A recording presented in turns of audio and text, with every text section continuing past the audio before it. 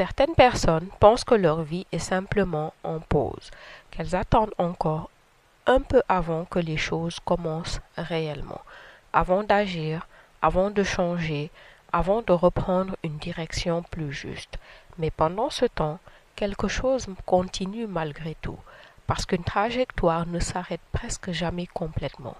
Même lorsque nous avons l'impression de stagner, nous continuons à construire une manière de vivre, une manière de décider, une manière de fonctionner.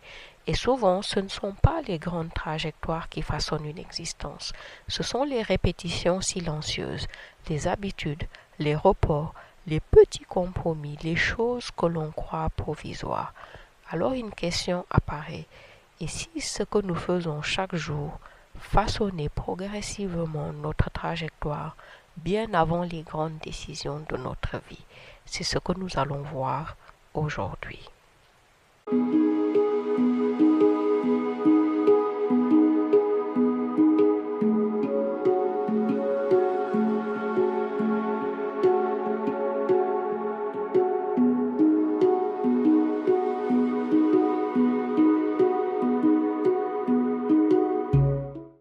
Nous avons souvent une vision très spectaculaire du changement. Nous imaginons qu'une trajectoire bascule à cause d'une crise, d'un grand événement, d'une décision majeure ou d'un moment exceptionnel, comme si une vie changeait soudainement d'un seul coup. Et dans certains cas exceptionnels, cela peut être possible.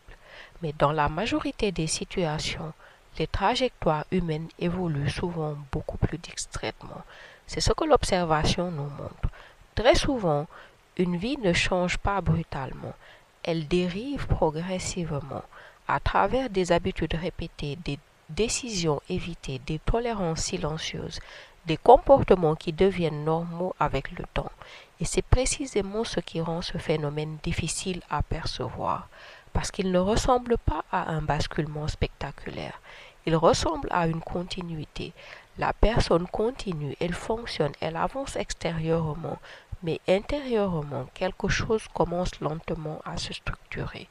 Dès lors, une question importante se pose à nous. À partir de quel moment une manière provisoire de vivre commence-t-elle à devenir une trajectoire durable? Sur ce sujet, notre postulat est que beaucoup de choses qui façonnent une existence commencent par sembler temporaires.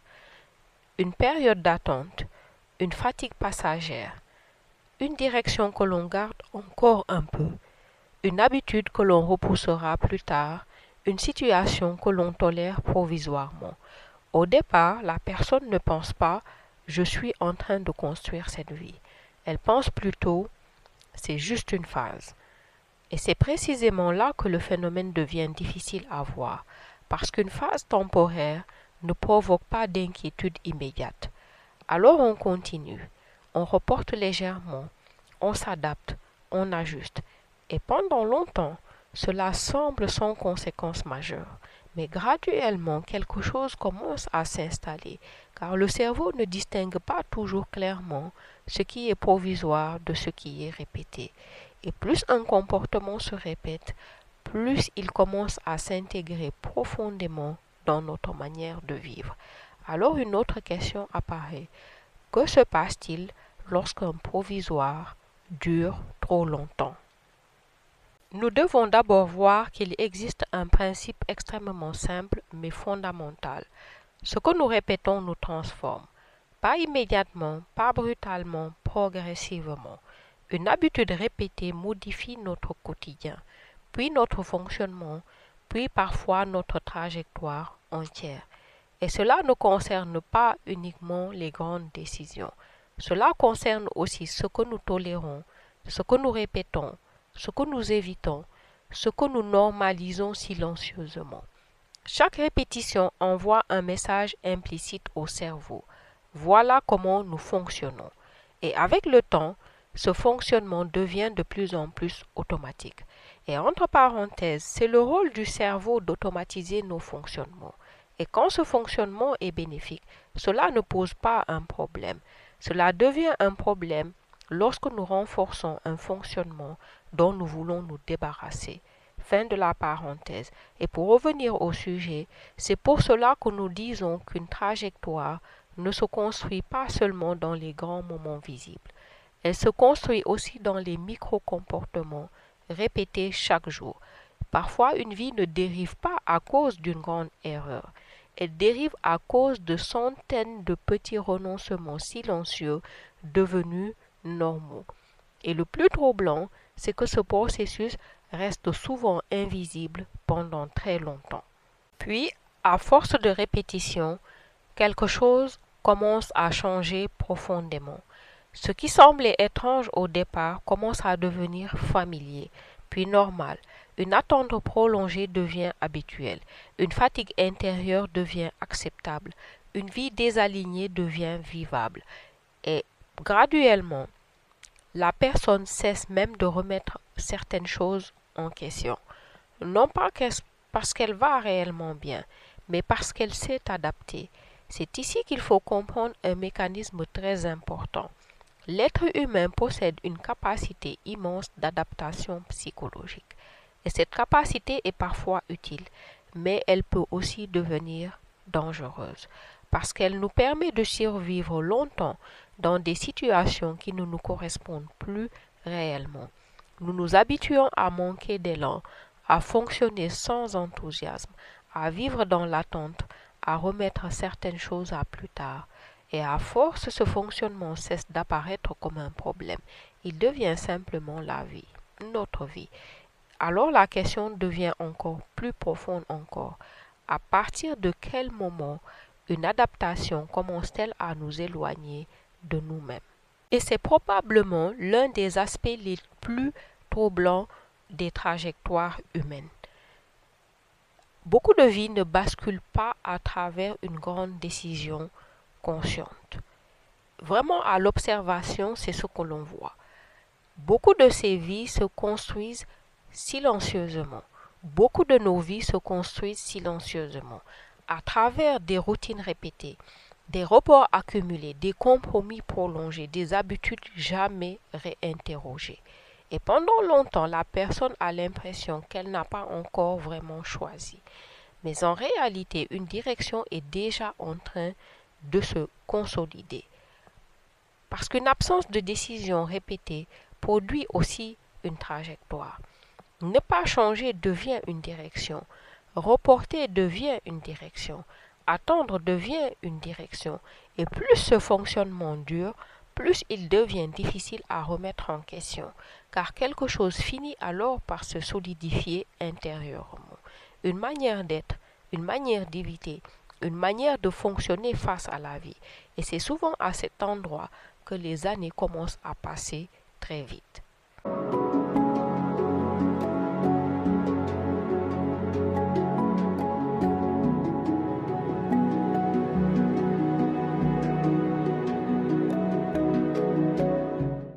Alors au début, nous pensons souvent contrôler nos comportements, mais avec le temps, nos comportements finissent aussi par nous construire.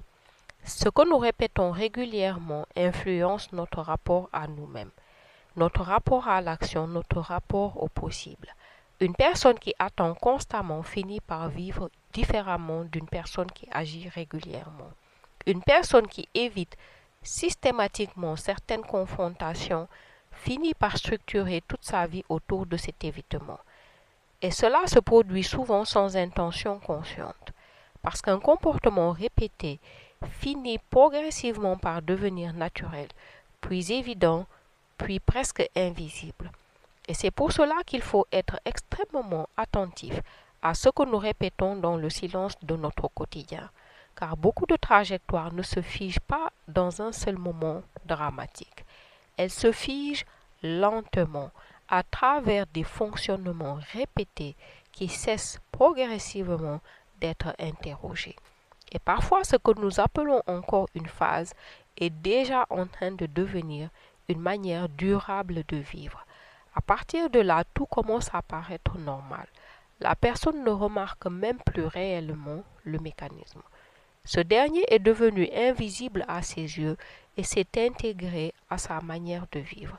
Or, les trajectoires invisibles deviennent dangereuses lorsqu'elles commencent à être vécues comme normales, car à force d'être répétées, un comportement cesse progressivement d'être perçu comme un comportement pour devenir une manière d'être.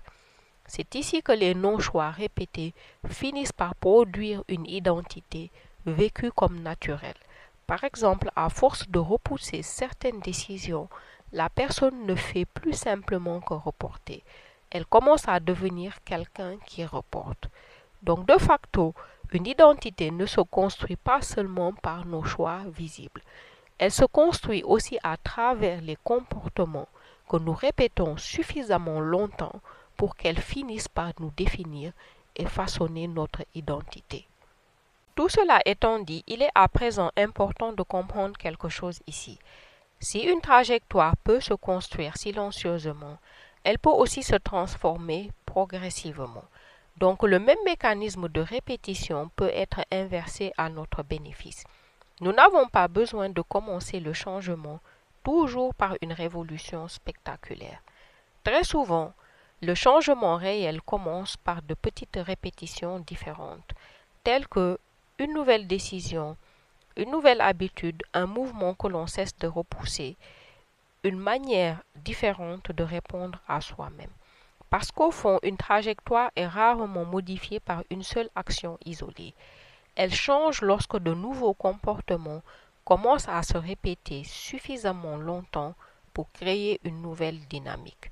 Et c'est précisément pour cela que les petites bascules comptent énormément.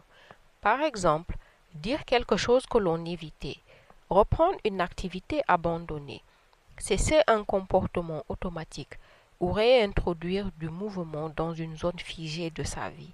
Ces gestes paraissent parfois mineurs, mais répétés dans le temps, elles peuvent modifier profondément une existence. En résumé, nous venons de voir qu'une trajectoire ne se construit pas uniquement dans les grands choix visibles. Elle se construit aussi dans ce que nous répétons, ce que nous tolérons, ce que nous remettons sans cesse à plus tard, et dans la manière dont nous répondons quotidiennement à notre propre vie. Parce qu'une existence ne dérive pas toujours brutalement. Très souvent, elle se façonne lentement dans des mécanismes devenus familiers. Et parfois, le véritable changement, le véritable basculement commence simplement au moment où une personne réalise que ce qu'elle appelait encore une phase temporaire est peut-être déjà en train de devenir sa manière de vivre. Et dans le prochain épisode, nous allons aller encore plus loin. Parce qu'une autre question apparaît alors. Pourquoi certaines personnes finissent-elles réellement par changer alors que d'autres restent enfermées pendant des années dans les mêmes trajectoires? Voilà, ce sera tout pour aujourd'hui les amis. Dites-nous ce que vous avez pensé des pistes que nous avons explorées dans cet épisode. Je serais vraiment curieuse de voir quelle partie de cette réflexion résonne le plus avec votre propre expérience. De plus, si certains sujets autour de ces questions de trajectoire, de stagnation ou de transformation vous intéressent particulièrement, je vous invite aussi à les proposer en commentaire. Enfin, si ces réflexions vous aident à clarifier certaines choses dans votre vie, pensez vraiment à suivre la chaîne pour les vidéos à venir. Je vous retrouve au prochain épisode. C'était Sophia. Merci de votre attention.